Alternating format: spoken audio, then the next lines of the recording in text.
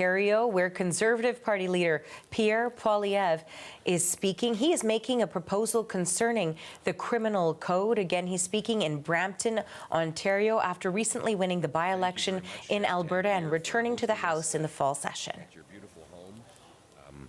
And thank you very much to your wonderful family. And also, we have here Amarjeet Gill, our Pancana Larry Brock, terrific members of Parliament who are working to make this a safe country where everyone can own a house and live in peace and prosperity.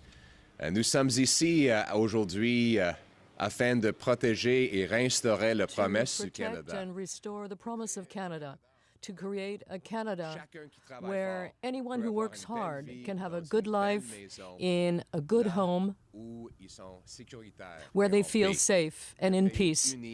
A united country around our proud flag. But unfortunately, there are many people out there who are very worried. They're worried that they may not be able to buy a home after the Liberals doubled the cost. They're having trouble paying their rent or buying groceries because of Liberal inflation going back some 10 years, and which has come back even higher since the arrival of Mr. Carney. And people are worried about crime as well. They're afraid. They're afraid that their car will be stolen, or that their home will be invaded, and that is unacceptable. And what is even worse, some Canadians who made the decision to defend their family after a home invasion were then charged with a crime and had to pay hundreds of thousands of dollars to lawyers to defend themselves, and lost years within the legal system. Unfortunately, the liberal justice system treats criminals like victims and victims like criminals. So my message today for law-abiding citizens is that you have the right to defend your family in your home. And my message to criminals is, if you break into someone's home, the consequences will be yours alone, and you're the one that will be blamed. Today, I am announcing the principle of protecting our homes, a proposal to amend the criminal code that would guarantee that Canadians would not be thrown in prison for simply defending their home, their family, and themselves. Conservatives are asking the government to introduce a bill to introduce this principle this fall, without which Conservatives will do so. This change to Article 34.2 would assume that the use of force is reasonable when someone illegally breaks into someone's home and threatens the safety and security of the people who live there. Your home, your family, your right to self-defense. If someone breaks into your home and puts your family in danger, you have the right to defend yourself without being thrown in jail and without being targeted by the law. And this is not just a theoretical matter. A number of Canadians have been targeted by the law when they were defending their home. In 2019, 3 masked intruders, one of which was armed,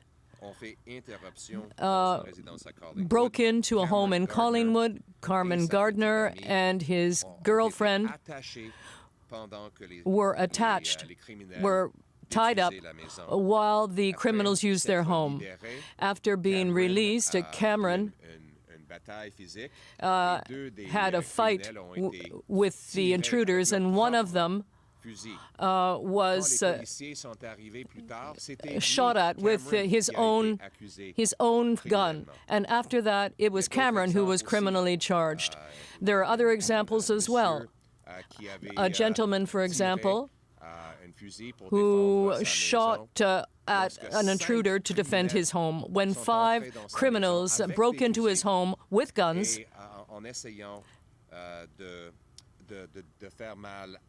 trying to harm his family. That is not fair, it's not acceptable, and that's why Conservatives will be proposing an amendment saying that we can assume that a person behaved reasonably when using force against someone who illegally broke into his home, threatening his family.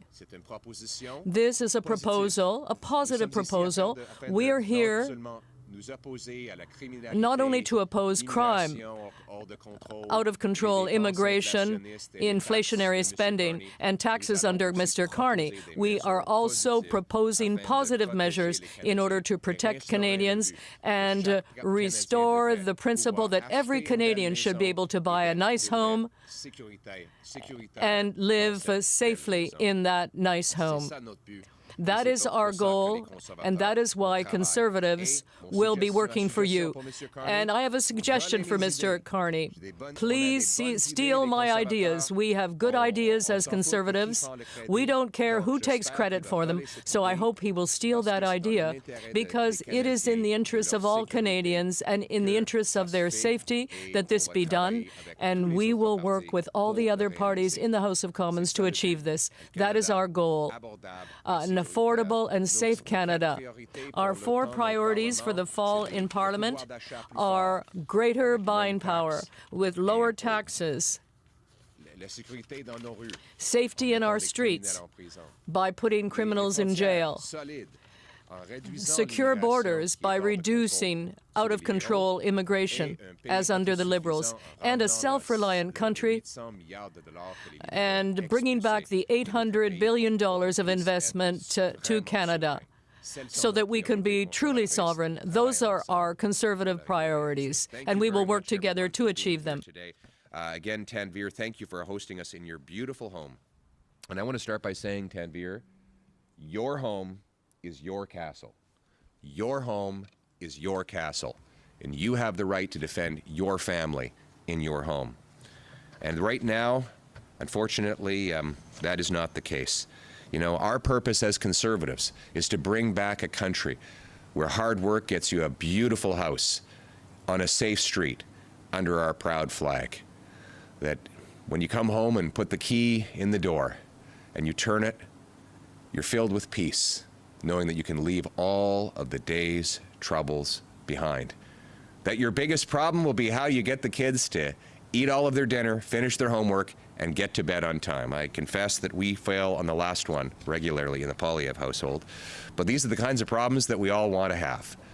Unfortunately, there are bigger problems that people face after 10 years of disastrous Liberal government that has driven costs, crime, immigration, and employment through the roof. People worry. They worry that they can't afford a home in the first place, that if they do have a home, they can't afford to put food on the table because of high Liberal taxes and inflation. They worry about losing their jobs because of Liberal taxes and temporary foreign worker programs that take jobs away from Canadians. They worry that even if they have a job, a home, and food on the table, that they're not safe in their homes. They worry that their car might be gone from the driveway when they wake up in the morning. Or worse, they worry that they might be awoken at 2 a.m. to the sound of breaking glass and feet pounding on their living room floor as an invader storms in to steal the family's goods, or worse, harm the family itself. They worry when they've seen the Toronto police say that it is necessary to leave your keys at the front door to make it easier for criminals to safely steal your car. And they worry when they think about what they might do to protect their family if an intruder ever entered. What do you do if you've got a small child down the hallway and you hear that ominous sound of a home invasion? The answer for any parent is we would do anything necessary to protect our children. But unfortunately, people who've done that have faced the brunt of the law. The system treats, after 10 years of Liberals, the system treats victims like criminals and criminals like victims. Back in 2019, 3 masked intruders, one armed with a sawed-off shotgun, broke into a residence in Collingwood. Cameron Gardner and his girlfriend were tied up, and when they finally freed themselves, they struggled with the intruders. The attacker's gun went off twice, striking 2 of the attackers. One escaped.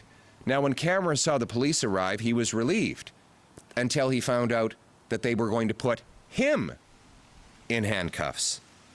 He'd fought for his life. He was courageous. And this is the price he paid. He was in jail for 6 months. He was in a legal process for over 2 years, spending an ungodly fortune on lawyers. And then there's Ali Mian. In February of 2023, the Milton residence and licensed firearms owner awoke to find five intruders who were masked and armed. They came in, broke into his house, carrying weapons, zip ties, and harmed his mother. After using his legal firearm to shoot one of the intruders, he was able to fight them off. But he was arrested. By the way, one of the intruders had a 9mm handgun.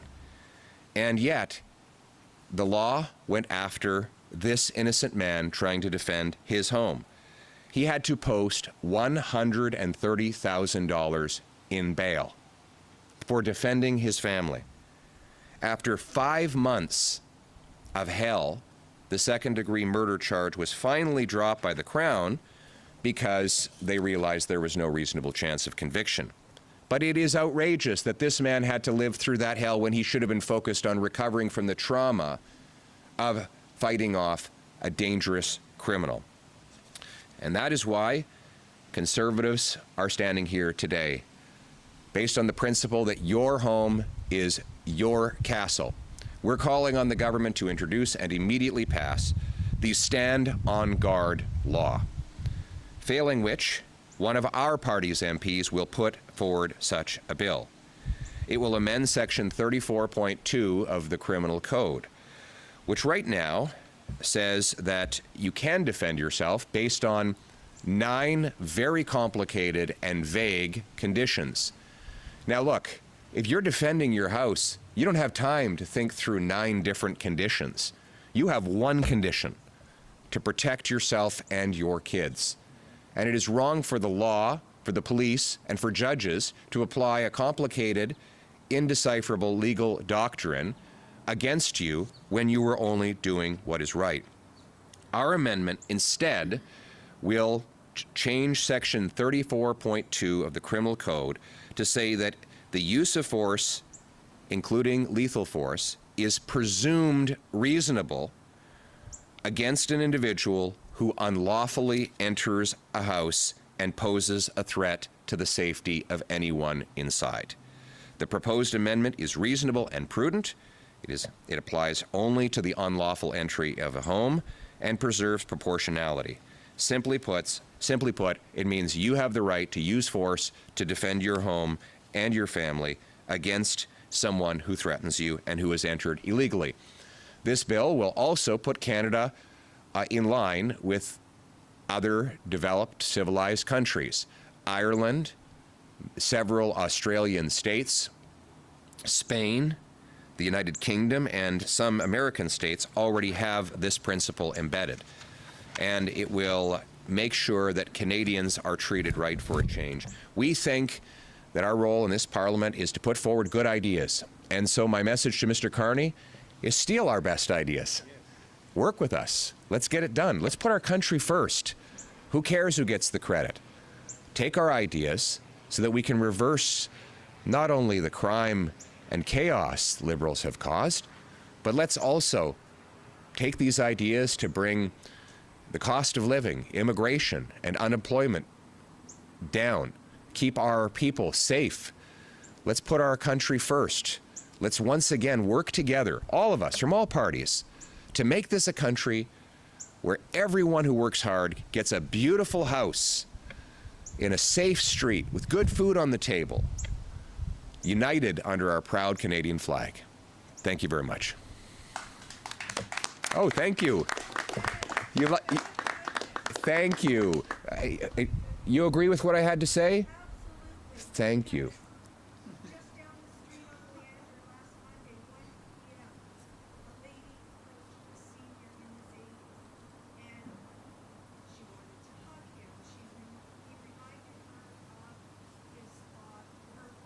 Right.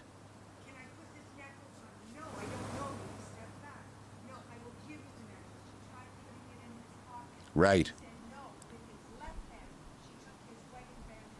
Oh my goodness. Oh my God.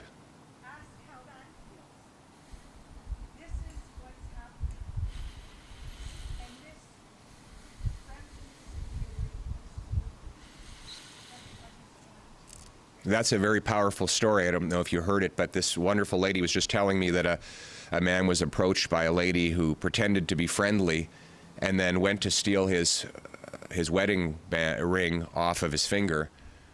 He'd just lost his wife the year earlier. And did he get his ring back? So he's never got the ring back. So here's this man, it's the precious meaning of a wedding ring stolen from him after he already lost his wife. But this is the kind of thing that's happening on our streets. And this is why we have a duty to work together to stop the crime wave and to restore safety. And I hope they find that criminal. And it was a woman who did it to him? Well, she should be locked up. They should lock her up and throw away the key. Now we have some time for some questions. Good morning, Mr. Poilievre. This is Nitin Chopra. Hi, Nitin. Hi. What are your plans for the judicial reforms? Recently, Premier Ford, he blasted the judiciary. He quoted that judges are politically appointed and running judiciary with political agenda. Like judges gave less punishment because of criminals' immigration status. If you are on a work permit, less punishment. Visitor to this country, less punishment. If you are a student visa, less punishment. When our premier or leaders don't have a trust on judiciary, so how can a common man can trust a judicial process? Well, look, I share some of the frustration, but let's be clear. The judges are interpreting liberal laws. It's liberal laws, C-75, that allows criminals who've committed 150 or 200 offenses to be released within minutes of their latest arrest. That is a liberal law. So when a judge gives bail, they're just following the liberal law. It is the liberal law, C-5, that allows serious violent offenders to have house arrest or to get early parole. It is a liberal law that allowed Paul Bernardo to go from a maximum security penitentiary to a medium penitentiary where he'll be able to play sports and cook for himself and enjoy the freedoms he robbed from other people. Those are liberal laws.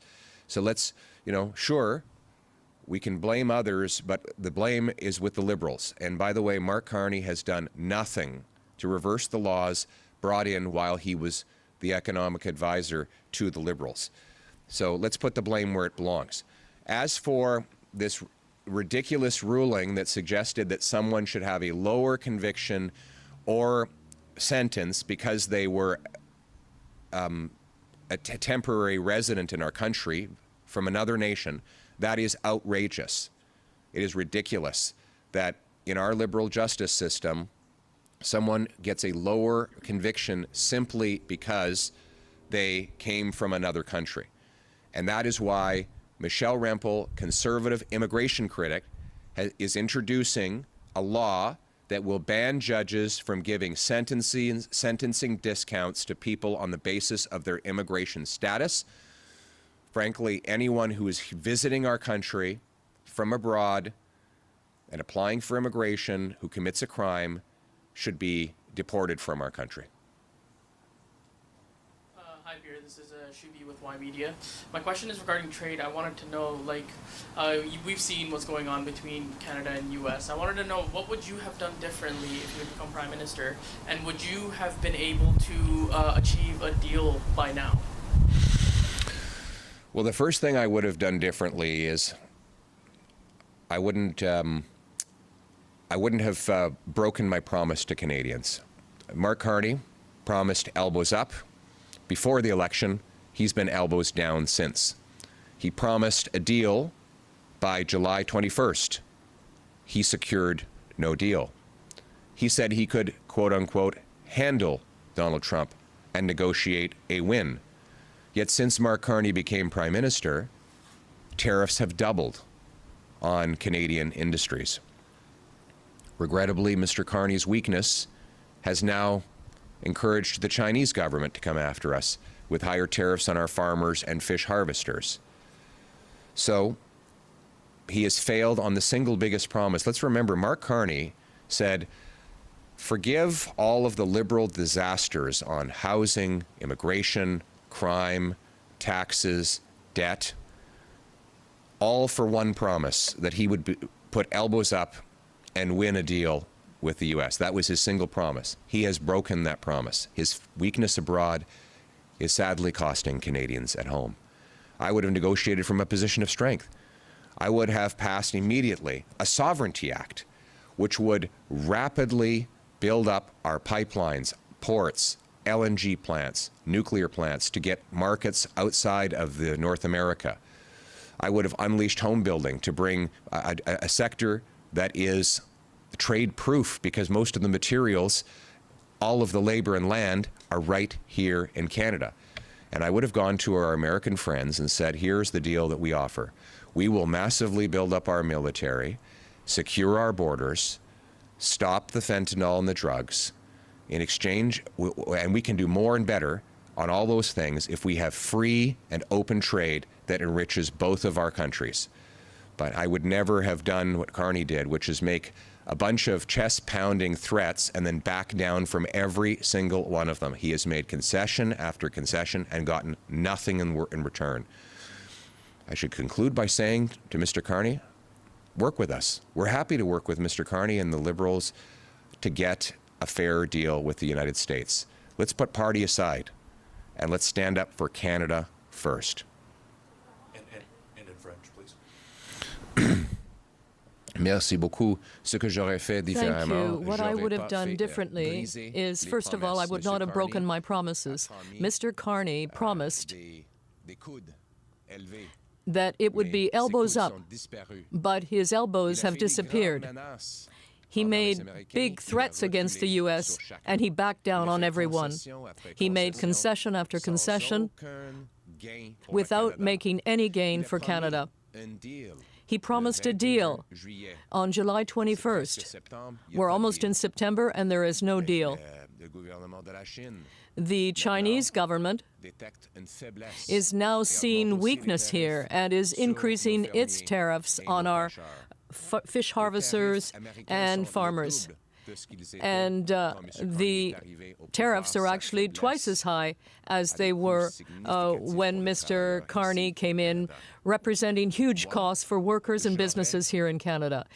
I would have defended Canada's sovereignty by passing a law that would allow us to quickly rebuild and re-industrialize our country with ports, with plants, with pipelines, with nuclear facilities. No capital gains tax when investors reinvest here in Canada. And with that strength, I would have said to our U.S. friends, we will rebuild our military, strengthen our borders, and we can do that. We can do that better if you, once again, allow us to have true free trade between our two countries. That's the kind of Mr. Negotiation that Mr. Harper engaged in, and it worked as an approach. And that's what Conservatives would have done.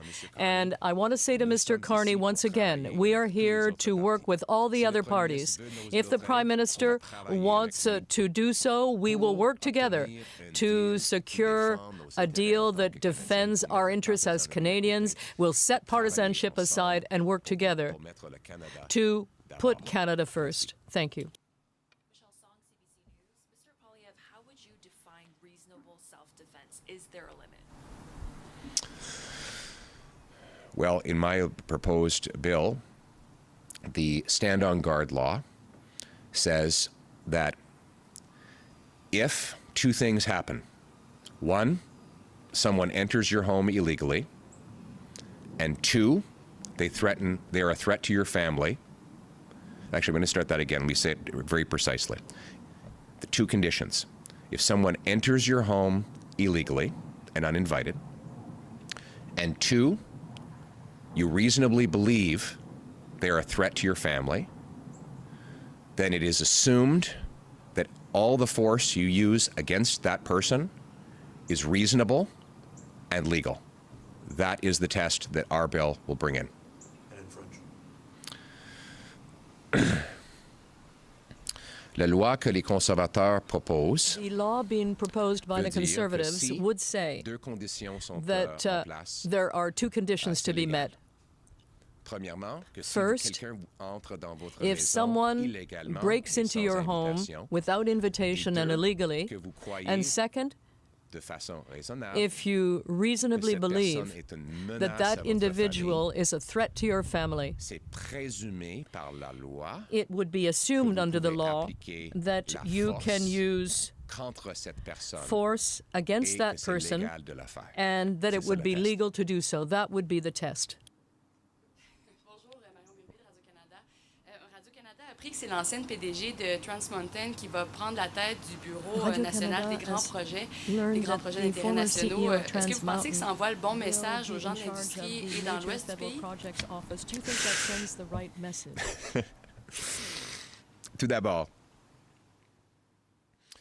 je trouve ça aberrant. First of all, I find qu'à it cause des completely lois et la bureaucratie aberrant que les libéraux that ont because créée, of the policies projet that have been Trans brought in Mountain est by the Liberals, son budget de the Trans 300%. Mountain project has Et a gone dépassé over budget by la 300%. date limite pour que la And construction it has exceeded plusieurs the années. deadline by several years for the final projets construction comme of the ça devraient project. faire de So l'argent pour le projects like Canada that should be et non making pas money for coûter de Canada and l'argent not aux costing contribuables. the taxpayers' comme ça money. auparavant. That was the way it worked before. Puis, les libéraux, And ils font trois choses. the Ils Liberals bloquent des do projets. three things. Ils They taxent des block projets. projects, they tax Et quand les projects, projets ne peuvent pas and when the se faire, projects can't go ils forward, subventionnent des they projets. subsidize the ça projects. coûte plus cher So aux it costs the taxpayers faire moins. more to do less. Moi, je crois qu'au lieu de Now, I believe that subventionner rather les than entreprises subsidizing pour companies contourner des barrières que le to gouvernement get met around dans the leur place, obstacles the on government devrait puts in their simplement place, enlever we les should barrières simply remove those et permettre barriers, le those libre obstacles, marché, and allow les the permis free rapides, market to les work, taxes et impôts bas, have lower taxes, stimuler les constructions stimulate sans les coûts construction exorbitants without aux exorbitant costs being handed Donc, over to c'est ça taxpayers. l'approche que nous So that is the, prendrons. Et the j'ajouterais, approach that Monsieur we will Carney take. And a as I fait said, zéro. Mr. Carney Il a même pas has done ouvert un nothing. bureau He en has not 5 mois, even un bureau opened an qui office in vise à 5 un months jour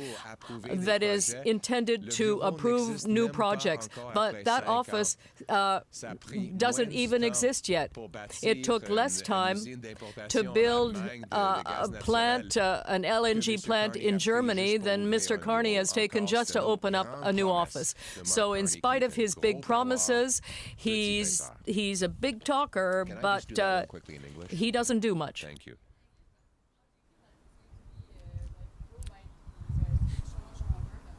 Well, it's great. Alberta's wonderful. That's not the point, though. The point is that the Liberals went 300% over budget on the Trans Mountain project and years past the deadline. Their approach, as one American president said, is that if something moves, Liberals tax it. If it keeps moving, they regulate it. And when it stops moving, they subsidize it. These big projects should not require tens of billions of dollars of taxpayer-funded subsidies. They are normally very profitable all by themselves. They get built all around the world by business because they are profitable. But here in Canada, we have the second slowest the Liberals have provided the second slowest building permits in the developed world and among the highest taxes. So nothing can get done on its own without massive government handouts and bailouts. We don't want a handout and bailout economy. We want a paycheck and production economy. And the way you do that is like if there are government has obstacles in the way blocking projects, the answer is not to subsidize people's way around those obstacles. It's to get rid of the obstacles. And so I'm offering a nonpartisan I'm reaching my hand out to Mr. Carney and saying this.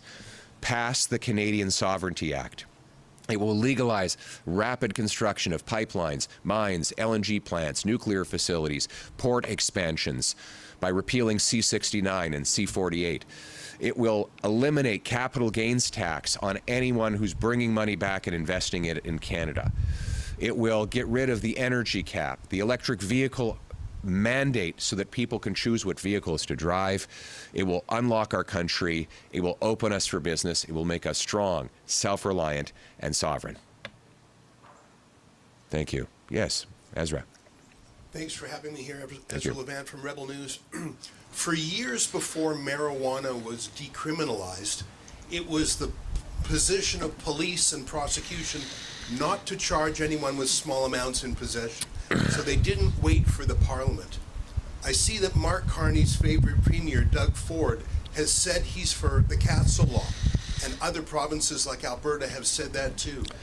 Will you call on Doug Ford not to wait for Carney to reconvene Parliament, but rather to issue a statement that there will be no more prosecutions of homeowners who defend their homes just as a matter of policy, because right now his prosecutors are going after Jeremy McDonald, whose home was invaded in Lindsay, Ontario.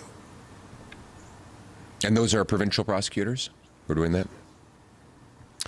Well, I think that's a great idea. I don't know the legal powers that a premier has to direct the prosecution service, so I would not comment on it. But I would hope prosecutors would stop going after law-abiding people who are defending their property. We need prosecutors to go after criminals. Now, as for their ability to do that, I've never been a Crown prosecutor, so I don't know. We have a Crown prosecutor here, in Larry Brock, so maybe he can jump in on this. But I will say this: we need to change the law. Let's make the law clear. Let's bring into place the idea that your home is your castle, so that no prosecutor, judge, or police officer can ever go after someone who is defending their home against an invader who presents a threat. Do you have anything to add, Larry? Prosecutor. This is the prosecutor. Thank you. Thank you, Leader. Although Crown prosecutors in every We have been listening into Ontario, Conservative Party leader Pierre Poilievre. He was speaking in Brampton, Ontario. Poilievre, who will be returning to the House in the fall after winning an Alberta by-election, says the Conservatives would like to see a bill be introduced amending the criminal code, and he detailed what he called the principle of protecting your home. He touched on some relatively recent events that have dominated conversations among Canadians when it comes to the ability for individuals to act out of self-defense, particularly when it comes to defending their properties. I do want to bring in the CBC's Olivia Stefanovic. She was watching along with me, listening into what we heard from the Conservative Party leader. You know, Olivia, Pierre Poilievre touched on a hot topic in this country right now. What can we expect from the opposition leader as the House gets back to business in just over a week? Well, Arthi, the Conservative leader Pierre Poilievre, he's seizing on a debate that's happening across the country right now about self-defense and how much force can really be used when you are trying to defend yourself from, let's say, a home intruder. Now, Poilievre mentioned several examples there of home invasions where somebody has entered somebody's home, an intruder, and the person who tried to defend themselves ended up being criminally charged. Now, this happened recently where police in Lindsay, Ontario, they charged a man who faced off with an intruder in his own home, and they charged this man with assault and assault with a weapon, allegedly a knife, Arthi. And this created a lot of debate and even criticism against police, against the charges of this man. And we've heard from Conservative premiers such as Ontario Premier Doug Ford and Alberta Premier Danielle Smith weigh in with their dismay over these charges. And essentially, it's sparked this debate over the confusion of when you can use self-defense. And Poilievre here is saying that there needs to be a clarification in the law. Now, what the law says right now, Arthi, to be clear, is that self-defense is illegal, but it has to be within reason. So you can't just use any sort of force against an individual. For example, if somebody pushes you to the ground, lawyers say that you can't use a baseball bat then to beat them and break their legs, that would not be deemed an appropriate use of force. So what Poilievre now is calling for is for that to change, and he outlined some of the conditions that he'd like to see going forward for there to be changes to the Criminal Code of Canada. Specifically what he said, because he was asked about this during his news conference there, is that reasonable self-defense in his view would be defined as such, that if somebody enters your home illegally and uninvited, and you have a reason to believe that they are a threat to you, that the law would change so that all force that you use would be then deemed as legal and reasonable. So that would change the law significantly there and make it clearer for courts going forward on how to handle these cases of self-defense, which involve a lot of nuance. And you heard Poilievre say there that when somebody enters your home illegally, or you face off with an intruder, you just don't have time to think about what the nuance is of this law. So he wants to clarify that. However, there are a lot of these complications because this is not what the law says right now, Arthi. So he is, in a sense, previewing a debate that could come later on this fall when the House resumes next month, September 22nd, the House of Commons, when MPs return to Ottawa, if the government chooses to introduce a new bill and change the criminal code, because that is what Poilievre is asking for the government to introduce new proposed legislation to make these changes. And lastly, I'll just note that it's notable that he's making this announcement and this pitch to the government in the Greater Toronto area. He was at a private residence in Brampton, Ontario, an area that's seen a spike in crime recently, and where the Conservatives have successfully leaned into the concerns of people in this area of home invasions, car thefts, and that's why we saw them do so well in the last federal election in that particular area, where a lot of Liberals thought they would win. Instead, we saw the Conservatives win in much of the GTA because they've leaned so much into the concerns about crime and advocated for changes to the criminal code. And also, Olivia, we saw Pierre Poilievre be asked a question about major projects office as well, and the release just came across the wires right now, I know, as we were speaking, but we've been talking about this morning as well. And so this is an office, of course, where the goal is to accelerate the approval of projects to fast-track infrastructure that would boost economic growth in Canada. We've been talking about this morning as well, and we see now the announcement of who will lead this mission. Let's talk about that.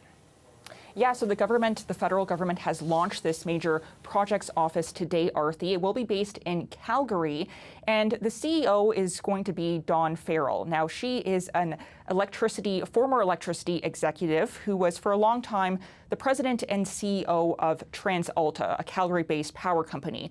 But most recently, and what she might be most known for, is that she was also the CEO of the Trans Mountain Corporation, a Crown corporation, and oversaw the expansion of that pipeline. Now, you may remember that back in 2018, the federal government purchased this pipeline. It was a controversial move, but the federal government bought the pipeline to essentially stop it from the expansion, that is, from collapsing amid opposition. And under her tenure, from Farrell's leadership, this expansion work was completed despite the opposition from environmental groups, Indigenous groups, and residents who live in the path of this pipeline. And it was completed without major incident. However, as we heard from the Conservative leader in his news conference there was a major cost overrun. The cost of the pipeline ballooned to more than $30 billion, and the job was not completed on time either. However, we have heard from Farrell, who's done interviews since her work with Trans Mountain, that when it comes to a project of national interest like this pipeline expansion, which the federal government supported because it bought the pipeline, she felt that it was important to still go ahead with this cost. And even though there was a lot of time spent on the pipeline, that it was worth it in the end to get this done, because this is the only pipeline, the crude oil pipeline, that connects Alberta to the West Coast, Arthi. So she's defended that work since, and she's spoken about how painstaking the work's been as well, that the work that was done to expand this pipeline, the work done to relocate animals in the path of this pipeline. 80,000 artifacts were found as well during the construction of this expansion. So, she's vigorously defended essentially the expansion of this pipeline. Since her tenure there, she obviously has a lot of experience with major projects, so that's why the federal government has selected her to now oversee this office, which will accept pitches and deal with any concerns about major projects going forward. There are questions about whether the Trans Mountain pipeline will be optimized and its capacity expanded, and whether that will become a project of national interest. Now, we recently learned this week from the Natural Resources Minister, Tim Hodgson, who was asked about this specifically, whether the Trans Mountain pipeline and the capacity of this pipeline could be expanded, and whether that will become one of these major projects of the national interest that this office would deal with. And he's since said that no, that would not be the case going forward, and instead they'll be looking for other projects to approve to greenlight, such as new ports. We've heard from Prime Minister Mark Carney that in the next 2 weeks we are supposed to hear what some of these national projects will be, and he did say that it is very likely that the Port of Montreal, for example, will be expanded, and that there will be a new port created in Churchill in northern Manitoba to send liquefied natural gas to international markets. And yes, as part of this release, it says the government will announce the first set of nation-building projects in the coming weeks, to your point there. So we'll wait for more details. Thank you for this, Olivia. That is the CBC's Olivia Stefanovich in Ottawa. Now, we do want to turn to some developments in the Middle East. Israel is resuming around-the-clock fighting in Gaza's largest city, initiating the start of its offensive to take over the area. Israel is suspending midday humanitarian pauses in fighting to carry out the operation, and it has declared Gaza City a dangerous combat zone.